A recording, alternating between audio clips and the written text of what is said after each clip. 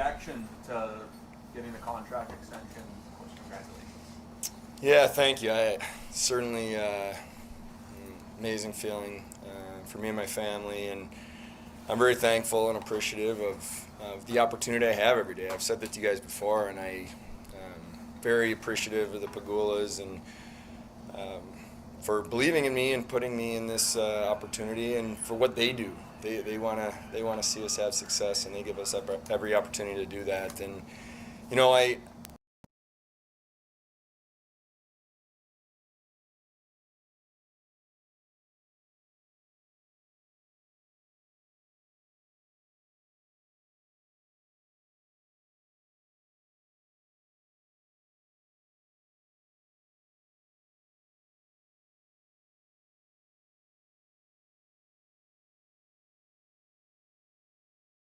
mean, we have a long way to go. We have to earn everything, and you know, this time last year we talked a lot about we have to earn the respect within our locker room of each other. We have to earn the respect through the staff. We have to earn the fans' respect. We have to earn the media respect. And I think our guys took that to heart, and they took some big steps last year in connecting with, you know, what it means to be a Sabre, and really showing you know, that they want to be here for the right reasons. But we're nowhere near where we need to be, where we want to be, and we're going to push every day to get there. But yeah, that's I think in this job, you know, you have to wake up every day figuring out ways to get better, figuring out ways to help your players, help the coaching staff, help the organization be better than you were the day before, regardless of, you know, what you've done the year before or where you are in the standings. And that's always been my mindset. Kevin, communication was something that Terry cited when Bots was let go. It was something that he cited yesterday as one of your strengths, and one of the things he was happy about. When you think about developing that through all facets of the organization, you've made that a priority. How tough has that process been, and what was that process like to kind of bring a fractured organization together? Well, I think about it, Mike, in a few different ways. One, communication to ownership is something that is every day. You know, I'm talking every day. Communication within our, if you take it, you know, down to the team, within our locker room and the coaching staff is so critical to how we're going to build this together. And you know, I feel like sitting and having breakfast or having a coffee and just talking to our players about their families or what they did in the off season, and just being myself and just making sure that people understand what the vision is and how we're gonna do this together, and just, you know, doing that every day and being consistent. And you know, that's just me being myself and just, you know, not trying to be something I'm not. So that's another piece. And then the last piece within the organization, you know, one of the things that I did day one on the job was try to take down any walls that there were within the hockey department towards the other parts of the organization. I mean, we will not get to where we need to be without the marketing department and community relations and finance and operations. I mean, there's just so many ticketing, so much that goes on day to day, and those people have to, one, feel valued in what they do by the hockey department and the players. Two, they have to be supported. They have hard jobs. They need to understand what the vision is here so they can execute their jobs. So it's something you have to work at daily. But you know what, Mike, at the end of the day, treat people the right way, do the right things. No one in this organization should feel that they're more valuable than anyone else, and that's from players through coaching staff, myself, and you know, anyone in the organization. And I believe that when you have that mindset and then you do that every day, people buy in and believe in what's happening. Kevin, when we talked in March, you talked about taking a deep dive into injuries and taking a real look at it through the summer. What kind of things did you come up with to try to reduce some of the injury problems that you've had? And do you have the same training staff? Did you make any changes to the medical staff? What did you come up with? Yeah, it's. I'm glad you asked the question, Paul, because you know, this was maybe for me the first off season where I had a little more time to do that, and you know, there was so much going on in those first couple of years, and every day was you know, almost felt like surviving, where I didn't feel like some of these things that I could really take a deep dive on, and that was a priority. So what we did at the start of the off season was really sit down and look at our injuries last year. Okay, what were they and why and how? And is it a soft tissue? Is it overuse? Is it just a bruise, a bone bruise, where it's just block a shot and it's what it is? So you have to understand why. I talked to our doctors a lot, early in the off season about what they're seeing. They're the experts. What was happening, what was their take on it. And then I had individual meetings with everybody in the sports performance department, and I wanted to understand, one, from the injury standpoint, what was going on, and then two, probably more importantly, to be honest, what was going to be our process of how we get our players back and healthy. And what we've worked on this offseason was being process-oriented on that, communicating better, flow of information from doctor to player to sports performance to coaching staff to me, having everybody part of that process and being updated on daily, weekly basis, and then ultimately funneling that up to a last meeting we had 2 weeks ago to get everybody in the room and just kind of tighten up our process and protocols and communication, with ultimately the doctors signing off at the end for a return to play. So it's kind of a long answer, but it's a long process, and I do feel good. What I did make very clear to our staff right in the beginning was, this isn't finger pointing, this isn't blaming. No one's saying that you're at fault because we had certain man games lost. I just want to understand why. That's my job. I have to ask questions and get the answers, and I feel very confident that we're all on the same page now.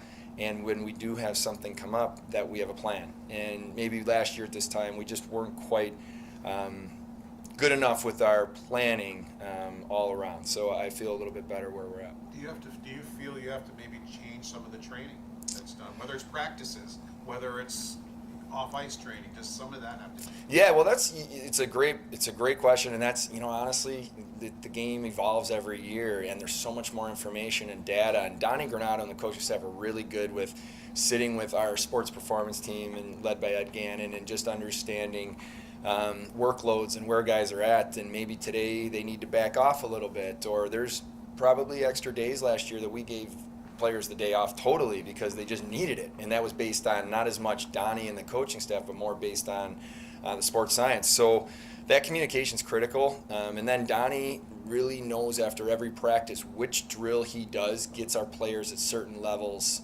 and so he might go shorter in a practice, but knowing he can do these 2 or 3 drills to get what he needs.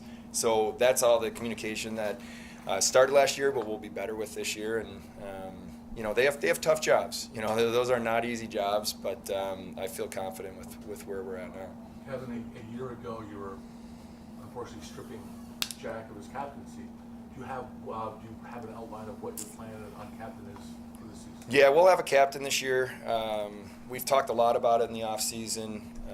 That's something that we're still going to spend a little bit of time on over the next week or two, but we'll have that before the regular season. Our leadership group. And what I'll say honestly, where I get really excited is it's great to have a captain and assistant captains, but it's also great to have leaders within your locker room that maybe don't have an A, whether that's a veteran player. I look at some of our younger players like a Samuelson or Cousins or guys like Peyton Krebs. These guys have been captains, for growing up in the different teams. So we'll make that announcement. We'll get that out before the regular season starts and have it in place. But we want to create an environment and a culture, John, where the guys can come in and be themselves every day. And whether that's a rookie or that's a veteran, they get to be who they are. And I think when you do that, then you're giving chance for the players to be the best version of themselves. And some guys are quiet, some guys are loud, some guys lead by example, some guys are always talking. And one of the best leaders I've ever been around was Rod Brindamore, and he didn't say much. So we have that different kind of dynamic in our locker room, but we'll get to that soon. But we also feel good about the bigger group of leaders we have in the room. Kevin,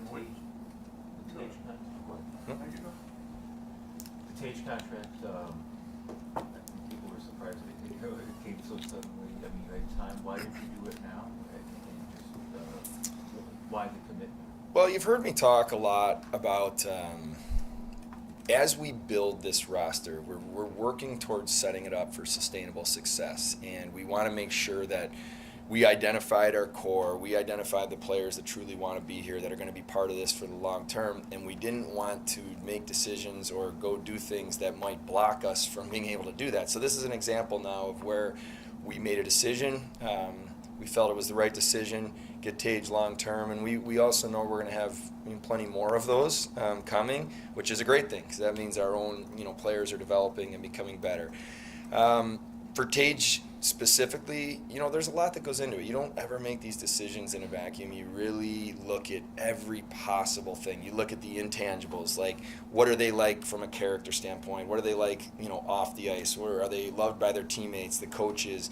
What are they like in the community? How do they handle things? So you look at all what I'd call intangibles, and then you look at what you can really quantify from a number standpoint, and then you're projecting out, do we believe this player will continue to grow and get better? Do they have the right kind of that growth mindset where regardless of what their contract status is, they're going to get up every day and try to get better? And that's Tage Thompson to a T.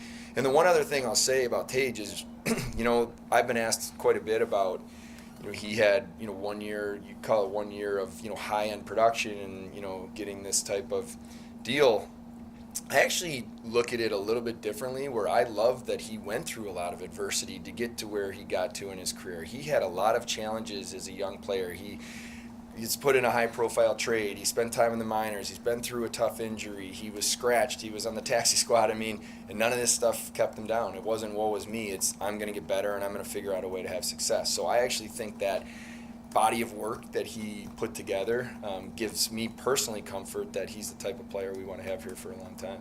Kevin, you said you guys have a long way to go, but how do you feel about where this entire organization is at now compared to even a year ago? And what do you envision that next step being, considering that this offseason you sent a message to everybody in that room that you weren't going to go spend money to try to bring somebody in above them?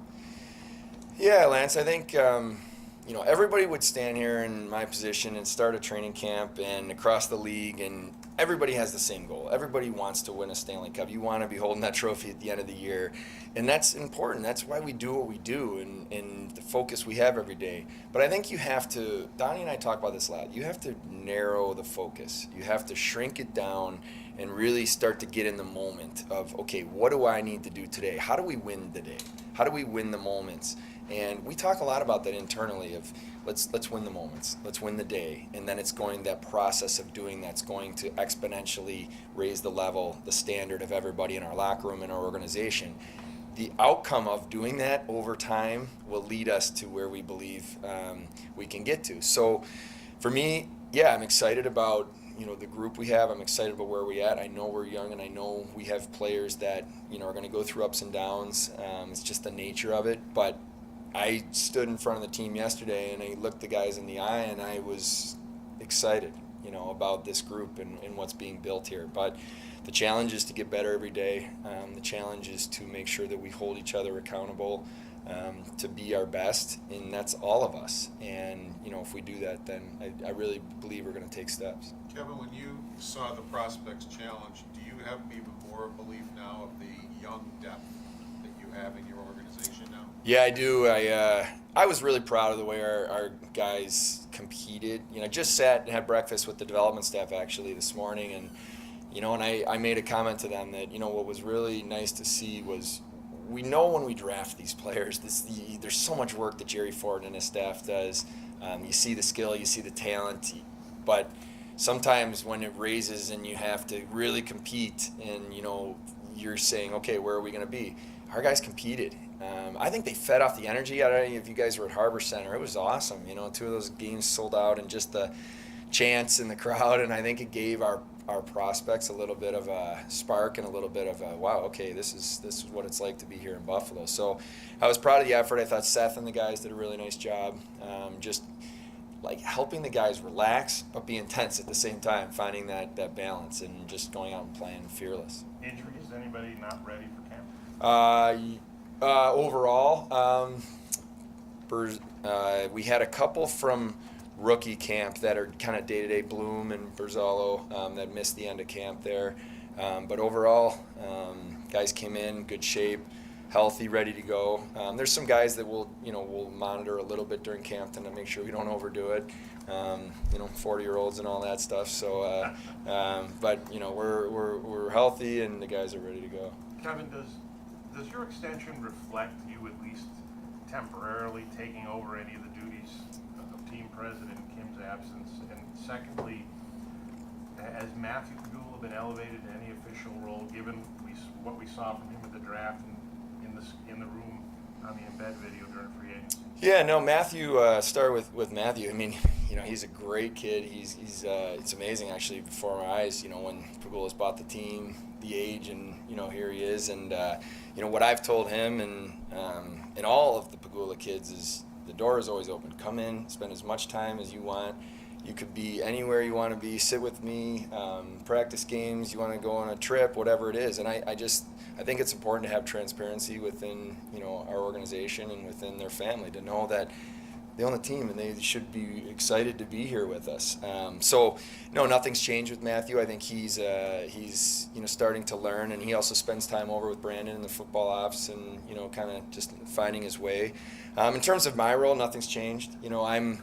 I am the general manager. I will always, and I've told this to Terry and Kim and the business side as well, that I'm always going to help in any way I can. And if they need me, I'm here for them. But my day-to-day responsibility is focused on this hockey team, being the general manager. Kevin, now that camp is here, you have the way the roster is set up right now. There's going to be, doesn't look like there's going to be a lot of competition, but is that something you want to set that bar for the younger guys to say, hey, listen, you want it, you got to take it? Yeah, I to be honest, I look at it a little bit differently. I think there's a lot of competition internally. I think that when players come to camp, we want them to have the mindset you have to earn everything. You have to earn your spot within the team. You have to earn your spot within the organization. You have to earn the ice time you get. And our players want that. And for me, it's that I love the way Donnie and the coaching staff and Seth and his coaching staff have our guys practice. They get better in practice. They compete in practice. They push each other in practice.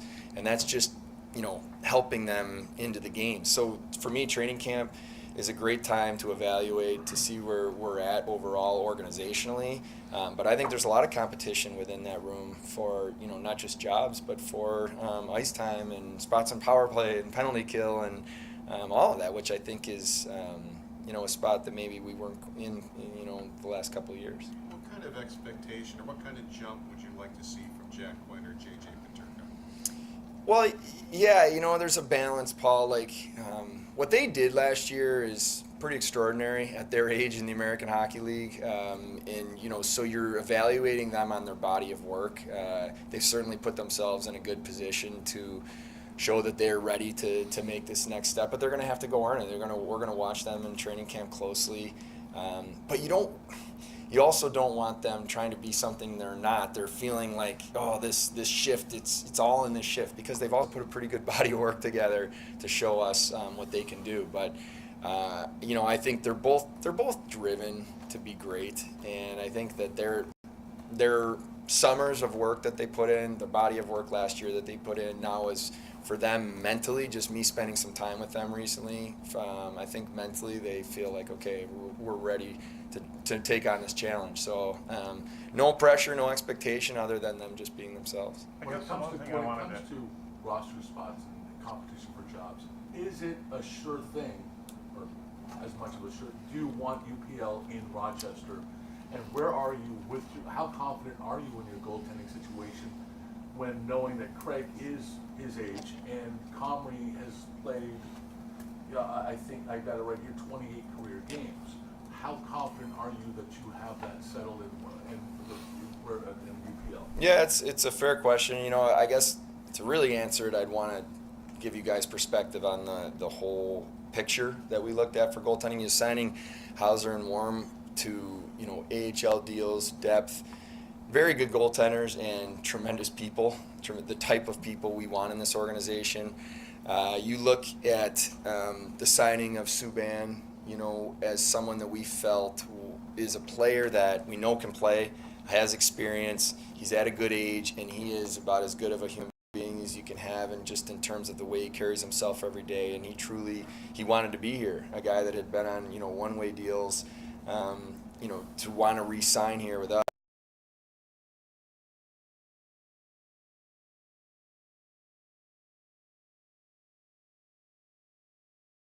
This maybe sounds a little odd, I don't know, but it's more about starts for him. It's more about where he gets his less about where he gets his minutes, more about him getting his minutes. And I truly believe that, because he's had some challenges of with injuries, and just getting himself into that rhythm of having that foundation to build on. And what I've talked to him about is we believe in him. We believe in him 100%. He's going to be a very good National Hockey League goalie. What we want to do is when he's here, he's ready. And not just here to be here, but he's ready. And so we're open. We'll see how it shakes out, but we want him playing. And I look at Craig Anderson, and you guys know how we feel about him as a person and what he's done in this organization in a short time, and how much he helped our locker room. But we also feel really good about him as a goaltender. I don't want to just say that he's such a good veteran, because I felt last year, every time he put on the equipment and played for us, he gave us a chance to win. He's understands the way he needs to play to have success. He really helped our young defensemen. And then if you flip to Eric Comrie, that we really felt the body of work he's put in, the age he's had. When you mesh it all together, we just feel like he's in a position in his career where he's ready to take the next step. Now he has to go earn that and prove that. But also, when you look at Craig Anderson in the way we believe that he can kind of mentor and help him, is where we're at, and why we made the decisions we made. But we do feel we feel good. We feel that we're in a position where these guys are going to give us a chance to win hockey games every night, and that's why we made the decisions we did in the summer. Kevin, when you watched Cousins in the World Championship, and he told me he had never played left wing before, and Aria's first shift on the left wing, and he played left wing the whole tournament. What did you take out of the performance you saw from him? Because he was playing well at the end of year, but the puck wasn't going in. Well, he led that tournament in goal scoring. So what did you take away when you saw him in that tournament? Well, there's a couple takeaways I had specifically on that. One, versatility is critical, in my opinion, to have players in our lineup that can play multiple positions. They can slide from wing to center. You can play lefty, righty. And I'll say, just generally, it's much more comfortable for a winger growing up, a center growing up, to be able to slide to the wing than vice versa. It's tough to go the other way, but so it didn't surprise me that Dylan is kind of a natural center his whole life, was able to slide to the wing, no problem. But the second part that I liked probably really more specifically about Dylan and what he did at the World Championships was, he and I had a real good chat before he left after the season, and he said, I said, well, what is your goal? Like, don't just go over there to go and play some more hockey. Like, what are you looking to get out of this? And he said, I want to score goals. He said, I know I can score goals in the National Hockey League. I know I've been getting chances, but I want to go over there and find my scoring touch. And like you said, it went well. So I think he went over with a specific goal in mind, and he produced. So, Donnie, my goal was to give Donnie as many talented hockey players as we can, both up front and on D and in net, and then let him figure out how to get it to shake out. But I think versatility and having guys be able to slide to wing or center back and forth is really helpful. Kevin, the number of prospects you have, the way you finished last season has created more good feelings around this team, probably since Jack's second year and maybe even further than that. What's a good season in your mind? It's going to be tough to make up a 25-point gap and make the playoffs. You're going to want to see your young players get better, but people are still dealing with this playoff drought. What's going to be a good season? Well, I don't want to sound like I'm ducking the question, because I'm not going to give you a point total, because I think it's dangerous to do that. But what I can tell you is, at the end of last season, I started to feel like our players went into games believing we were going to win. There was a different energy, a different mindset, a different confidence, a different trust within each other than maybe we had previously. And you have to earn that.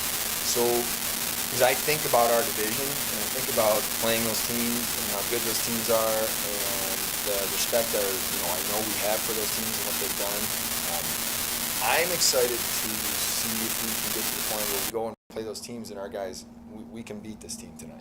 And we're going to beat this team tonight. And here's why.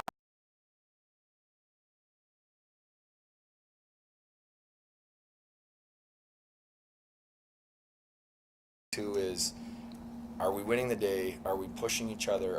Are we helping each other get better? Even though you're going to have some ups and downs, especially with younger players. But do I sense that we're improving across the board? That's what I'm looking for. And I can't wait. And I've told the players yesterday, and by the way, we're all in this together. We're going to go through this together. You're not by yourself, you know. And I think if the players feel that support and they know that we're all in this together, it just naturally helps them stay calm, do their job, and do the right things. Kevin, what growth have you seen from Rasmus Dahlin off the ice? And from your perspective last season, what was it like seeing him have the season that he did? Rasmus is a really impressive person. He cares so much. He loves being a Buffalo Sabre. He wants to be here. He loves his teammates. He is ultra competitive, and he's driven to be the best, period. So what I saw out of Rasmus was a maturity last year that even if things maybe weren't going perfectly for him, there was a calmness and a belief that, okay, I'm going out the next shift. And I give Donnie and Marty and the coaching staff a lot of credit for that, because he had that confidence from them. You know, if he made a mistake, you're going right back out there and you're going to fix it. And he did. He self-corrected very well. He wants to learn. So I think he's just a player now that's entering, you know, a few years in the league. You start to understand what this league's all about. There's a confidence and a quiet, what I'll call it, a quiet swagger about him in a good way, you know, where he just believes in himself and he believes in his team. So I'm excited for Rasmus. You know, he went and did the media tour in Vegas, and, you know, really he's handling himself well in these types of situations off the ice too, which is all part of this. And he's a pretty good golfer. Played golf with him a couple weeks ago, and spent some time with him, just talking. And he's just a really special person. You know, we're lucky to have him. When it comes to your expectations that you were talking about, how do you keep patient and knowing where you are in your build while looking around the Eastern Conference, which has been a tough 8 to crack for not just the Sabres but a lot of other teams, and then seeing what seeing what the Blue Jackets in Ottawa have done, and you essentially standing pat, having confidence in your roster. How did you maintain patience in knowing where this team is and knowing that you still have a daunting challenge to crack that top 8? Yeah, I understand the question, John. I think where I get to with that is just to really, really focusing on our own group. Every team's in a different spot. They're going to make their own decisions. We know there's good hockey teams out there. This is a tough league. But what in my position, what I didn't want to do was waver from our vision, our strategy of how we're going to build this the right way with the right people, and let any noise or outside, you know, things going on with other teams affect us. Stay the course, be patient, trust the process of what we're doing here and what our you know, short and long-term goals are, and stick with it. You know, and that's what we did this summer. Were you mindful of the fact that in the past that previous GMs here have perhaps rushed the process and screwed it up? No, I mean, I honestly don't even think about that. I'm so focused on us and what we're doing every day. You know, I've said this before, and I really, really strongly believe this. You have to learn from the past, but you can't live in the past. So I certainly look at things that have happened before and why decisions were made and try to understand it. But I'm more focused on learning from it and then seeing how can we help this group. And, you know, that's why, I mean, quite honestly, you know, targeting Comrie and Lyubushkin were critical for us because we identified kind of some needs of what we want to do and why, and you know, we were fortunately able to get that done. But you can also get super scattered and try to accomplish so many different things that you end up, you know, maybe not doing anything. So we kind of we were targeted for what we wanted to do, and feel fortunate that we were able to get that done. Kevin, how busy are you right now dealing with other GMs? There's some significant injuries around the league. There are unsigned players, and they probably recognize that you have a lot of young talent as well in your organization. So just wondering, you know, what it feels like at this time of year, maybe compared to past years, as far as how active you are with them. Yeah, a lot of conversations over, I'd say, you know, just around Labor Day and past when everybody gets back into, whoa, the season's coming fast. Yeah, I think teams look at our situation, and say, hey, they might want to add a player. Maybe they think that we can help them. We're not in the business of doing anyone favors. I can promise you that. We would do something if we think it makes sense. I get calls every day asking about our young players, and kind of what the question just was, that, hey, would you be interested in this, but it's going to cost you this? And the answer has been no, because it hasn't made sense for us. But my job is to be in every single conversation, be open to doing anything we can do to help our team. But what we won't do is something, in the short term or short-sighted that we believe, could hurt us down the road. We have to stay disciplined. We have to trust that what we're doing is going to get us where we need to be, and that's our focus. Is it possible Spencer Silva earns himself a contract?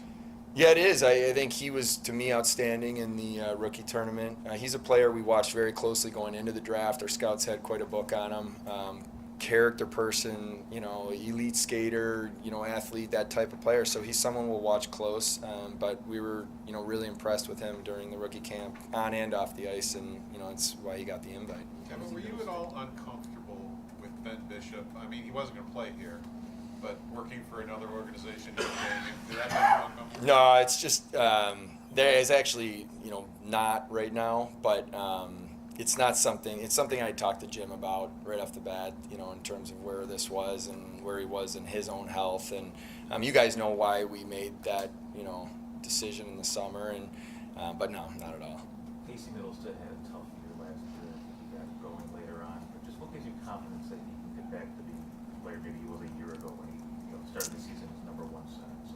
Well, Casey, first of